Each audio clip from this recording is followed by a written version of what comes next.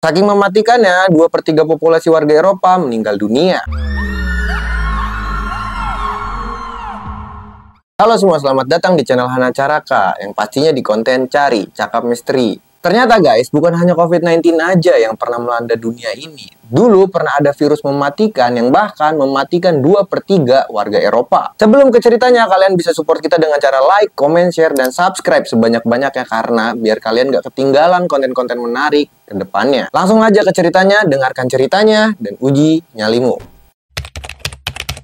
Jadi guys, pada abad ke-14, dulu di Eropa pernah terjadi pandemi yang sangat mematikan. Saking mematikannya, 2/3 populasi warga Eropa meninggal dunia. Jadi guys, wabah tersebut bernama Black Death Virus yang masuk Eropa pada tahun 1347. Awal mula ketika virus ini bisa masuk ke negara Eropa, ketika 12 kapal dagang dari arah Laut Hitam berlabuh di Messina, Sisilia, Italia.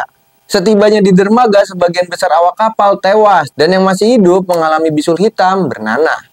Sebelum kapal ini tiba, warga Eropa telah mendengar desas-desus wabah pes yang menyebar dari Cina dan Asia Tengah melalui jalur perdagangan. Ternyata guys, wabah ini memang menyerang Cina, India, Persia, Suriah, dan Mesir sejak awal 1340-an. Pada tahun 1348, wabah telah menyebar di Spanyol dan Prancis yang disusul Australia, Hungaria, Swiss, Jerman, dan Inggris. Penyebaran wabah Black Death ini memuncak di negara Eropa antara tahun 1347 sampai tahun 1351. Gejala Black Death ini biasanya adalah adanya pembengkakan seperti bisul yang mengeluarkan nanah. Nggak cuman itu guys, para penderitanya juga mengalami demam, menggigil, muntah, diare, dan nyeri sebelum akhirnya meninggal dunia. Nah guys, wabah Black Death ini menyerang sistem limfatik yang menyebabkan pembengkakan di kelenjar getah bening, dan apabila diobati, infeksi dapat menyebar ke darah atau paru-paru. Ini diobatin aja bisa menyebar kemana-mana, apalagi nggak diobatin. Wabah ini sangat menular, bahkan orang yang sehat bisa meninggal dunia dalam hitungan jam setelah melakukan kontak fisik dengan orang yang terinfeksi. Nama Black Death ini diambil dari gejala penderitanya yang biasanya mengalami kulit yang menghitam pada bagian jari tangan dan kaki atau ujung hidungnya akibat dari jaringan yang mati. Ih, gila, serem banget. Untung udah nggak ada pandemi seperti itu sampai sekarang ya. Nah guys, akibat pandemi ini dapat mengubah populasi Eropa serta mengubah struktur sosial Eropa secara drastis. Wabah ini mengakibatkan perburuan dan pembunuhan terhadap kaum minoritas seperti Yahudi, pendatang, pengemis, dan penderita lepra. Tingkat kematian Black Death dari satu wilayah dengan wilayah lainnya bervariasi. Umumnya tingkat kematian di kota-kota lebih tinggi karena memiliki resiko lebih tinggi daripada pedesaan. Bahkan beberapa bangsawan Eropa banyak yang menjadi korban. Di antaranya Eleanor dari Aragon, Raja Alfonso XI dari Kastilia, dan Putri Raja Edward III dari Inggris yang bernama Joan. Selain dianggap penyakit, masyarakat Eropa percaya kalau Black Death ini adalah kutukan. Mereka yang percaya kutukan itu akhirnya melakukan ritual-ritual yang dianggap sebagai penembusan dosa. Dalam kepanikan, orang-orang banyak yang melarikan diri menuju ke pedesaan. Namun, upaya mereka sia-sia karena wabah sudah melanda ke seluruh penjuru negeri dan menyerang hewan ternak serta manusia.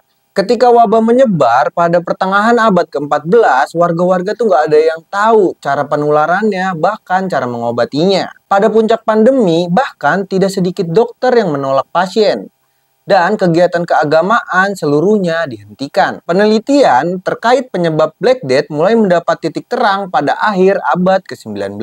Saat itu, ahli biologi asal Prancis bernama Alexandre Yersin mengungkap bahwa penyebab wabah Black Death adalah infeksi bakteri Yersinia pestis yang disebarkan oleh kutu. Setelah diteliti lebih lanjut, wabah ini dapat menular melalui udara, gigitan kutu, dan tikus yang terinfeksi. Pada abad pertengahan, kutu dan tikus banyak ditemukan di kapal-kapal dagang, yang kemudian menempel di baju lalu menular dari satu orang ke orang lain. Jadi, itulah guys mengapa Black Death menyebar melalui jalur perdagangan laut dan dari satu pelabuhan ke pelabuhan lainnya. Penelitian terbaru pada tahun 2017 di situs pemakaman Kirgistan, Asia Tengah, oleh sejarawan Phil Slavin di Universitas Stirling di Skotlandia mengungkap fakta baru. Slavin meneliti DNA 30 kerangka individu dari 118 makam di pemakaman tersebut yang berasal dari tahun 1338 dan tahun 1339 atau sekitar 8 tahun sebelum wabah Black Death melanda. Hasil penelitian menunjukkan terdapat DNA bakteri wabah yaitu Yersinia pestis yang menyebabkan Black Death. Dari hasil itu, peneliti percaya bahwa daerah di sekitar pemakaman Kirgistan menjadi sumber dari strain virus alias galur wabah yang menyebabkan pandemi Black Death.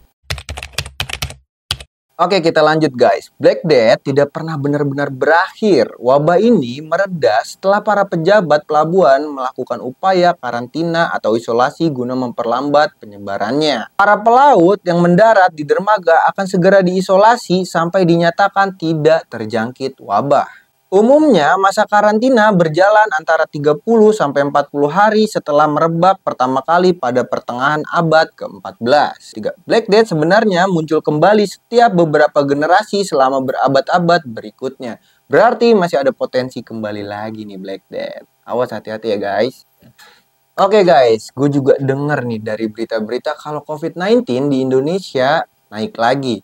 Jadi buat kalian yang kerjanya di luar, mending hati-hati, banyakin minum vitamin, jangan lupa pakai masker, tetap social distancing, pokoknya tetap sehat deh buat warga-warga Indonesia. Oke, terima kasih buat kalian yang udah nonton gue dari awal sampai habis, dan buat yang belum subscribe, mending subscribe, capek gue sama kalian yang belum subscribe. Subscribe sekarang, pokoknya subscribe gratis.